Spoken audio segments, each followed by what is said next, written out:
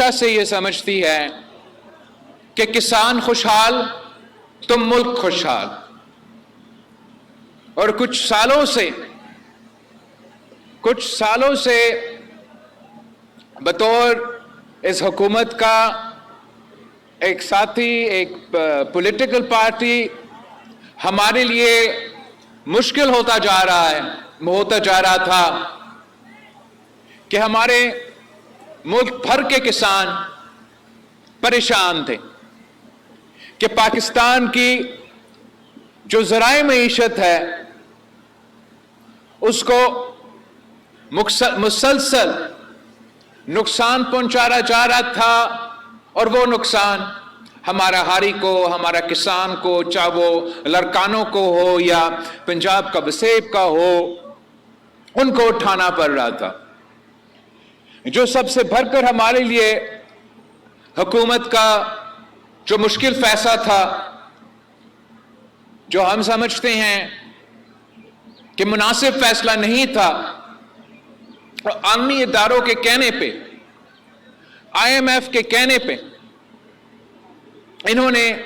सूबाई हुकूमतें के हाथ बांधे कि आप ना प्रोक्योरमेंट कर सकते हो, ना सपोर्ट प्राइस दे सकते हो, और इसके साथ साथ हमारा किसानों के जो इनपुट्स है, चाहे वो DAP हो, चाहे वो यूरिया हो, चाहे वो आपके बिजली के बिल हो, उसमें इजाफा होता जा रहा था। और ओवरऑल ना सिर्फ हमारे ज़राए मईशत को इन फैसलों की वजह से नुकसान पहुंच रहा था, मगर पूरा मुल्क का मईशत को एक बहुत बड़ा झटका इससे लगा। मुझे याद है कि मैं CM सिंध से बात करता था कि आप प्रोक्योर करो, तो CM सिंध कहता था कि एक तरफ से IMF की पाबंदी है, दूसरी तरफ से इंटरिम हुकूमत ने बाहर से गंदम मंगवा के बैरूने मुल्क किसानों को पाकिस्तान का टैक्स का पैसा पहुंचा के हमारे यहां जो है वो सरप्लस हो गया है। तो मैं CM साहब से कहता था कि आपके पास सरप्लस होगा, गजा के अवाम के लिए जरूरत है, आप सिंध के किसानों से खरीद के वहां तो पहुंचा दे। मगर क्या करें, इस किस्म के बैनुल अक़वामी सतह पे मुआहदे किए गए थे कि आपके अपना हुकूमत को रोका गया, आपके अपने हुकूमतों को के हाथ बांधे गए कि वो आपका मदद ना कर सके। मगर मैं इस बात पे वजीर आजम साहब का बहुत शुक्रगुजार हूं कि जब इस दफा पाकिस्तान में सैलाब आए और पाकिस्तान पीपल्स पार्टी की तरफ से, मेरी तरफ से ये मुतालबा आया कि मुल्क भर में मौसमी तब्दीली के हवाले से एक इमरजेंसी लगाया जाए और एक एग्रीकल्चर इमरजेंसी डिक्लेयर किया जाए। वैसे तो सैलाब आने से पहले हमारे किसान बहन भाई एग्रीकल्चर इमरजेंसी में थे ही सही, अब जो ये कुदरती आफत आया है मजीद मुश्किलात पैदा होंगे। तो हम शुक्रगुजार हैं वजीर आजम शहबाज शरीफ साहब के कि उन्होंने फौरी तौर पे पाकिस्तान पीपल्स पार्टी का ये मुतालबा मान लिया कि ज़राए इमरजेंसी है। फिर हमने वजीर आजम से रिक्वेस्ट किया कि अगर मौसमी तब्दीली का इमरजेंसी है, अगर आपने ज़राअत के शोबे में इमरजेंसी डिक्लेयर किया है, तो फिर ना सिर्फ सूबाई हुकूमत बल्कि वफाकी हुकूमत पे फर्ज है कि इन हंगामी हालात में हम अपने किसानों को, अपने हारियों को माली मदद पहुंचाएं। एक हमारा मुतालबा ये था कि सैलाब के दौरान जो सैलाब मुतासिर इलाके हुए हैं उनके आपने बिजली का बिल माफ करना है। तो हम वजीर आजम साहब का शुक्रगुजार हैं, ये वफाकी हुकूमत की तरफ से एक कदम था कि वो इजला और सबसे बढ़कर जो पंजाब में जो इलाके मुतासिर हुए थे वहां उनको बिजली की बिलों की रिलीफ दी गई। इसके साथ साथ हमने वजीर आजम साहब से रिक्वेस्ट किया कि आपने जो आलमी इदारों के साथ तय किए थे कि सपोर्ट प्राइस नहीं होगा, कि प्रोक्योरमेंट नहीं होगा, कि टैक्स, एग्रीकल्चर टैक्स में इजाफा होगा, और एक साल के अंदर ही अंदर जो अपना 5% टैक्स पे कर रहे थे वो 15% में पहुंच जाएंगे। इन चीजों में आप IMF की तरफ से सिंध के किसान को, पंजाब के किसान को, पाकिस्तान के किसान को रिलीफ पहुंचाए। तो हम वजीर आजम साहब के शुक्रगुजार हैं कि इन्होंने IMF से बात की, इन्होंने IMF को कायल किया, और उसके बाद आपको इजाजत दिया गया, आपकी सिंध हुकूमत को, तमाम हुकूमत को, सूबाई हुकूमतों को ये इजाजत दिया गया कि वो ना सिर्फ सपोर्ट प्राइस दे मगर वो साथ साथ प्रोक्योर भी करे। हाँ, ये बात दुरुस्त है कि हमने रिक्वेस्ट किया था, हमने मुतालबा किया था कि सपोर्ट प्राइस 4,000 रुपया हो, मगर हर बात आपकी नहीं माना जाता, तो 3,500 बेहतर है इससे कि हमें कोई सपोर्ट प्राइस ना मिलता। साथ साथ मैंने वजीर आला सिंध से रिक्वेस्ट किया कि आपने सिंध के किसानों को, खास तौर पे वो जो छोटे से छोटे किसान हैं, आपने उनको मदद पहुंचाना है। और वजीर आजम साहब ने और अपनी टीम ने ये पूरा मेरे लिए मंसूबा तैयार किया कि बेनजीर हारी कार्ड के जरिए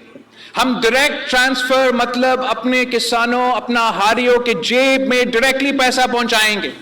और आपके सामने मैंने अभी यहां जो बटन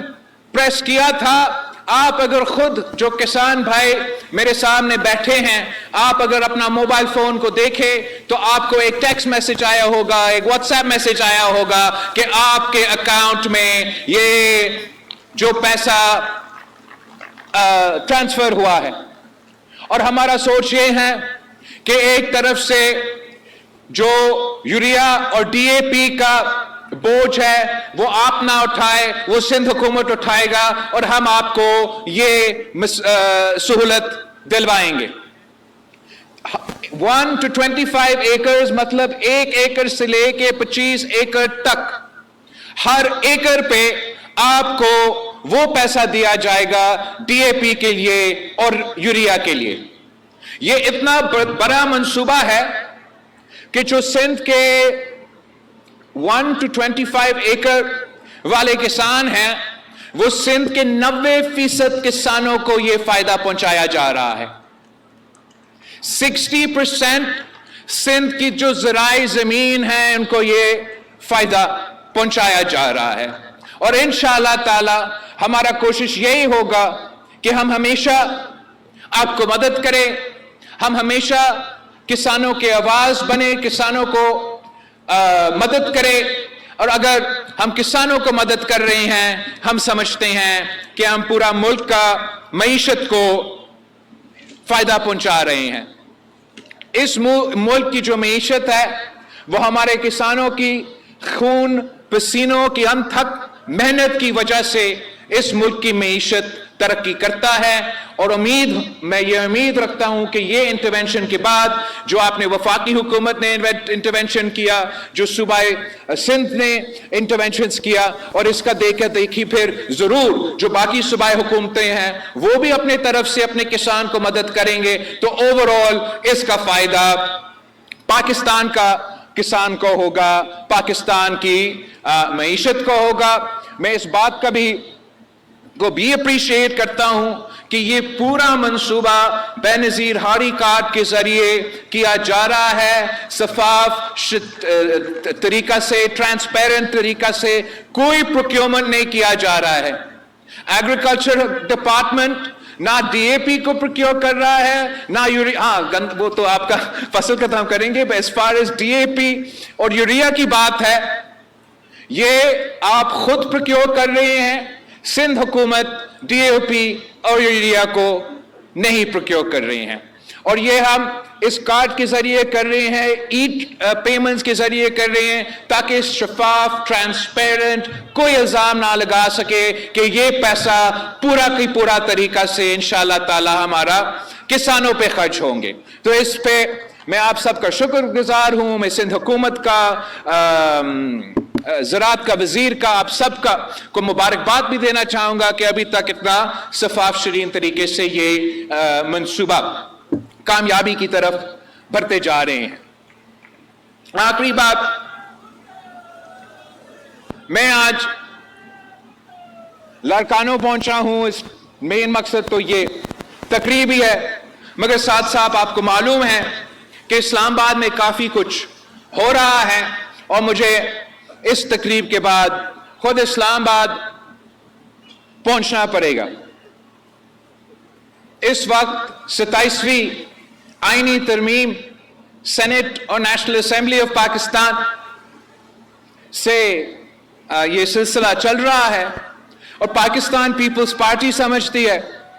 کہ آئین امانت ہے بھٹو کا، اور ہم نے 1973 کی آئین پورا کنسنسس کے ساتھ پاس کروایا، 18th امینڈمنٹ پورا کنسنسس کے پاس کروائے، اور کچھ ایسے آئینی ترمیم آئے ہیں جو جتنا ممکن کنسنسس ہو، ہم نے اتنا ممکن کنسنسس کا بندوبست کر کے وہ آئینی ترمیم پاس کروائے ہیں۔ جب بھی کوئی آئینی ترمیم آتا ہے یا کوئی لیجسلیشن آتا ہے،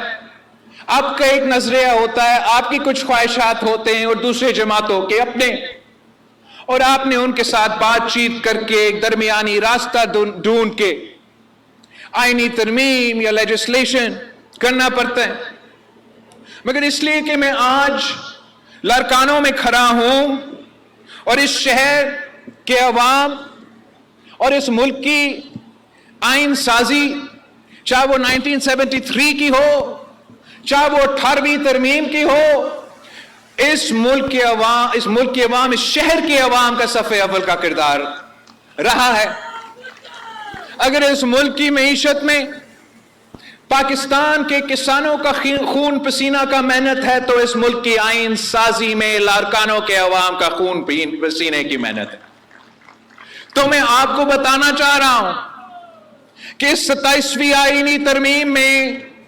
آپ کا کیا کامیابی ہے،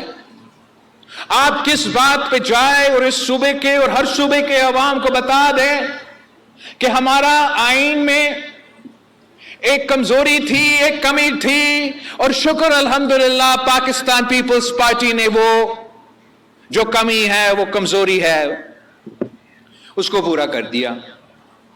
اور وہ یہ بات ہے کہ پاکستان پیپلز پارٹی کا تو ہمیشہ یہ مطالبہ رہا ہے کہ جیسے سینٹ آف پاکستان ہے، اور سینٹ آف پاکستان میں تمام صوبوں کا برابری کا نمائندگی ہو، تو ویسے اس ملک میں ایک آئینی عدالت ہونا چاہیے، اور یہ آئینی عدالت کو سارے آئین کے معاملے کو دیکھنا چاہیے، اور جب وہ آئین کے معاملے دیکھیں گے، صوبے کے درمیان معاملے دیکھیں گے، بڑے سنگین کیسز، سیریس کیسز، بڑے بڑے کیسز دیکھیں گے، تو برابری کا نمائندگی ہو، برابری کا نمائندگی ہو۔ اور سب سے زیادہ لاڑکانوں کے عوام کو یہ معلوم ہے، یہ کیوں ضرورت ہے کہ ملک کا سب سے بڑا عدالت میں برابری کی نمائندگی ہو۔ آپ نے اپنے آنکھوں سے یہ دیکھا ہے کہ اس جمہوریت کو، اس وفاق کو کتنا نقصان پہنچایا گیا جب یہ غلط تاثر کیا، جب یہ پیغام گیا کہ لاڑکانوں کا وزیر اعظم کو تخت دار پہ چڑھایا گیا، پھانسی کا سزا سنایا گیا، اور اس وقت کے عدالت نے بدقسمتی سے جو بینچ کے ممبران تھے، اکثریت ایک صوبہ کے تھا، باقی دوسرے صوبوں سے تعلق رکھتے تھے، تو نہ صرف اپنے ناانصافی قائد عوام شہید ذوالفقار علی بھٹو کے ساتھ کی تھی، آپ نے اس ملک کا وفاق کو ہلا دیا، آپ نے یہ غلط تاثر بھیج دیا جو آج تک ہم اس کا اثرات بھگت رہے ہیں. تو میں آپ سب کو بالکل، ہو سکتا ہے کہ کسی ایک شق پہ آپ کا کوئی اور رائے ہو، سی ایم صاحب کا کوئی اور رائے ہو سکتا ہے کہ کسی دوسرا شق پہ، تیسرا شق پہ کوئی اور رائے ہو، مگر اس پہ کوئی دو رائے نہیں ہوگا کہ آئینی عدالت میں صوبہ بلوچستان کو اتنے ہی ججز ہوں گے جتنا صوبہ سندھ سے تعلق رکھیں گے، صوبہ پنجاب سے اتنا ہی ججز ہوں گے جتنا صوبہ پختونخوا کے ججز ہوں گے، اور تمام جج صاحبان جو ملک کے سب سے بڑے فیصلے ہیں وہ برابری کے سطح پر اب طے کیا جائے گا. میں آپ سب کو اس بہت بڑا کامیابی پہ مبارکباد بھی دینا چاہتا ہوں، آپ کا شکریہ بھی ادا کرنا چاہتا ہوں کہ یہ ایک بہت لمبا جدوجہد رہا ہے. شہید محترمہ بینظیر بھٹو نے 30 سال جدوجہد کی کہ قائد عوام شہید ذوالفقار علی بھٹو کا آئین کو بحال کرے. پھر شہید محترمہ بینظیر بھٹو کی شہادت کے بعد اب 18ویں ترمیم کے صورت میں آپ نے وہ آئین بحال کروایا، چارٹر آف ڈیموکریسی کے تمام جو باقی شرائط تھے وہ مکمل کیے، مگر ایک شرط تھا جو آپ کو نہیں کرنے دیا، جو انشاءاللہ تعالی میں اسلام آباد جا کے کر کے آپ کو دکھاؤں گا. آپ سب کا بہت شکریہ. جیے بھٹو، جیے عوام، جیے کسان.